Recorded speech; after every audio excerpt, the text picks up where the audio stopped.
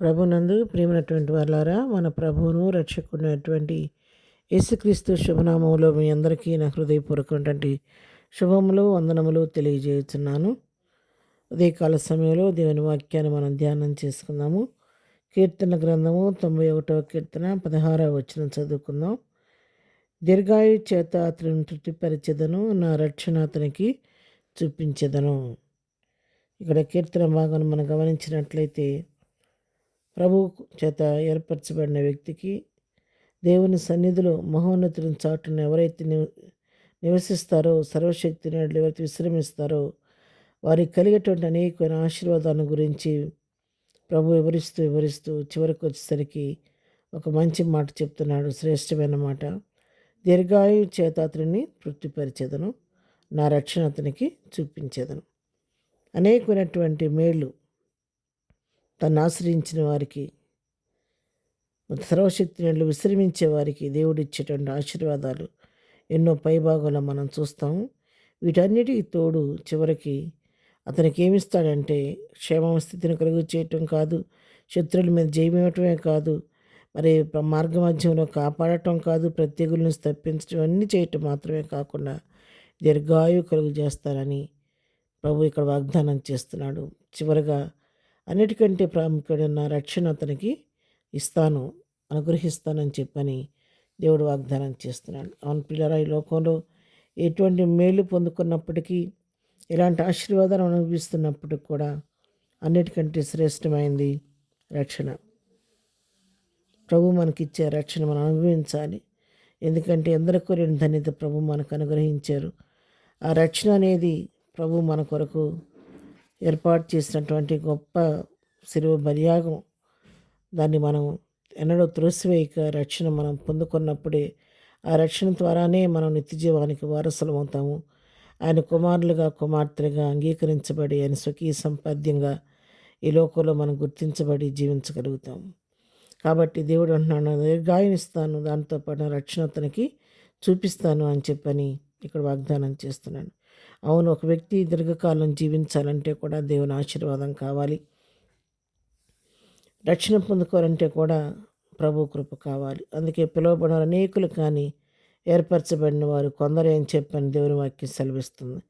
కాబట్టి మరి అనేక మంది లోకంలో యేసు ప్రభు ఎరిగిన వారు ఎందరో ఉన్నారు, యేసుని గురించి విన్నవారు ఎందరో ఉన్నారు. కానీ ఆ రక్షణ అనే భాగ్యం కొందరికే కలిగింది. దానిలో నీవు నేను ఉన్నందుకు మరింతగానో దేవునికి వందనస్తులమై ఉన్నాం. దీర్ఘాయుష్ కావాలంటే కూడా దేవుని సహాయం మనం వేడుకోవాలి. యెషయా గ్రంథం 38 అధ్యాయాలు మనం గమనించినట్లయితే, ఇక్కడ హిజ్కియాకి మరణకరమైన వ్యాధి కలిగినప్పుడు అతను చనిపోతాడని చెప్పని యెషయా ప్రవక్త ద్వారా వర్తమానం వచ్చినప్పుడు అతడు కన్నీటితో ప్రభువుని అడుగుతున్నాడు. మరి తన ముఖం గోడ తట్టు తిప్పుకొని కన్నీళ్లతో ప్రార్థన చేస్తున్నాడు.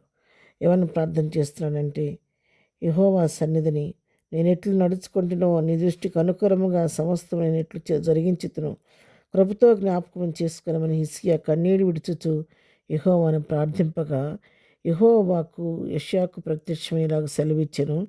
నువ్వు తిరిగి హిజ్కియా యొద్దకు పోయి అతనితో ఇట్లనము, నీ పితరుడైన ఆ దావీదునకు దేవుడైన యెహోవా నీకు సెలవిచ్చినదేమనగా, నీవు కన్నీళ్ళు విడిచట చూచితిని, నీ ప్రార్థన నేను అంగీకరించి ఉన్నాను, ఇంకా 15 సంవత్సరముల ఆయుష్యము నీకు ఇచ్చేదను అని చెప్పని ఇక్కడ దేవుడు మంచి వర్తమానాన్ని తిరిగి పంపిస్తున్నాడు. కన్నీటితో, ప్రభువా ఒక్కసారి నీ దృష్టికి యథార్థంగా నేను ఎట్లా జీవించానో అన్ని జ్ఞాపకం చేసుకోమని కన్నీటితో ప్రార్థించినప్పుడు అతని ఆయుష్కాలాన్ని పొడిగించి దేవుడు మళ్ళీ యెషయా ద్వారా కబురంపుతున్నాడు. 15 సంవత్సరాల ఆయుష్యం పొడిగించారని చెప్పమని హిజ్కియాకు వర్తమానం పంపించాడు. అవును ప్రియులారా, మనం కూడా మన జీవితాల్లో దీర్ఘాయుష్మంతులుగా ఈ లోకంలో జీవించాలంటే మనం తప్పకుండా మరి దేవుని యొక్క ఆశీర్వాదం మనం పొందుకున్న వారిగా ఉండాలి. దేవుని ఆశీర్వాదం లేకుండా మనం జీవించలేం. కాబట్టి అట్టి ఆశీర్వాదం కొరకు ఎదురు చూస్తూ ఉండాలి. సామెతల గ్రంథం 3వ అధ్యాయం 2వ వచనం చూస్తే, అవి దీర్ఘాయువును సుఖజీవంతో గడుచు సంవత్సరములను శాంతిని నీకు కలుగజేయను. ఏది కలుగు చేస్తాయి అంటే, మొదటి వచనం చదువుతున్నాను, నా కుమారుడా నా ఉపదేశమును మరవకము, నా ఆజ్ఞలను హృదయపూర్వకంగా గైకొనుము.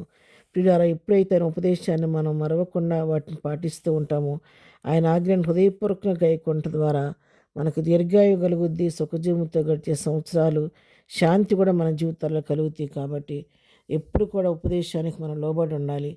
ఆ విధంగా లోబడి జీవించినప్పుడే మన ఈ లోకంలో దేవుని యొక్క రక్షణ పొందుకొని దీర్ఘాయుష్మంతులుగా ఈ లోకంలో దీవించగలుగుతాము.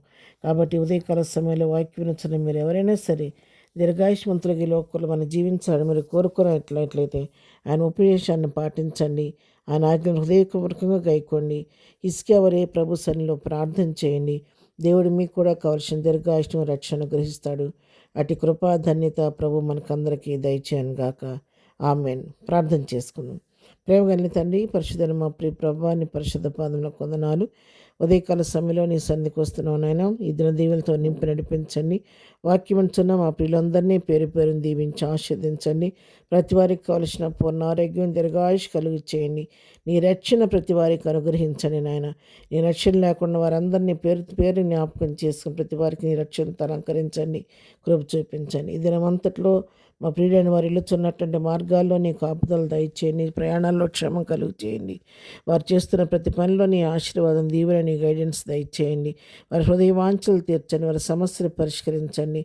వారి పక్షం మరి వ్యాజ్యమాన్ని న్యాయం చేసి వారి సమస్యలన్నీ పరిష్కరించి వారి నోటి నవ్వు కలుగు చేయండి. వారి బిడ్డలను దీవించండి. కుటుంబాల సమేతంగా రక్షణ పొంది జాగ్రత్తపడి బిడ్డలుగా మేటి కుటుంబాలు సిద్ధపరచమని, దిన దీవులతో నింపి నడిపించమని యేసయ్య శ్రేష్టమైన నామంలో ప్రార్థించి అడిగి పొందుకొని ఉన్నాము తండ్రి. ఆమెన్. ప్రభు కృప మనందరికీ సదాకాలము తోడై ఉండి నడిపించును గాక. ఆమెన్.